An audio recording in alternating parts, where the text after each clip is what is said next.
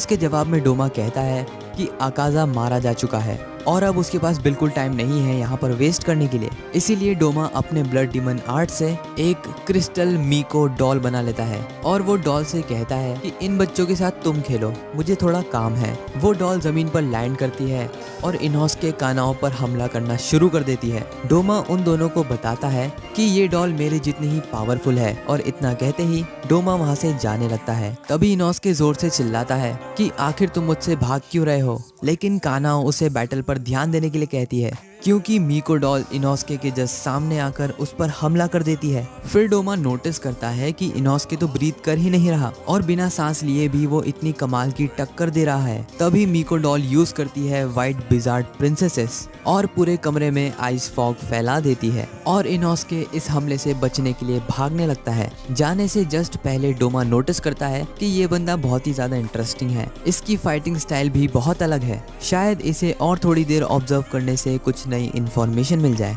डोमा कानाओ और इनोस्के की सारी टेक्निक्स देखना चाहता था और इसीलिए वो अपने अटैक्स को थोड़ा और पावरफुल कर देता है। फिर डोमा अपनी एक और डॉल बना देता है ताकि ये खेल जल्दी से खत्म हो जाए और वो मास्टर मुजान की कुछ मदद कर सके। डोमा की नई डॉल आते से ही विंटर आइसिकल अटैक कर देती है जिससे इनोस्के और कानाओ दोनों को ही बहुत ज्यादा दिक्कत आती है और इनोस्के की बॉडी पर तो कई सारे कट्स भी लग जाते हैं और ये देखकर इस फाइट से डोमा का इंटरेस्ट खत्म हो जाता है और वो समझ जाता है कि ये दोनों भी नॉर्मल डीमन स्लेयर्स ही हैं। इसीलिए वो बाहर जाने के लिए अपने रूम के गेट तक पहुंचता है और तभी एकदम से उसकी बॉडी मेल्ट होना शुरू हो जाती है और इससे अपर मून 2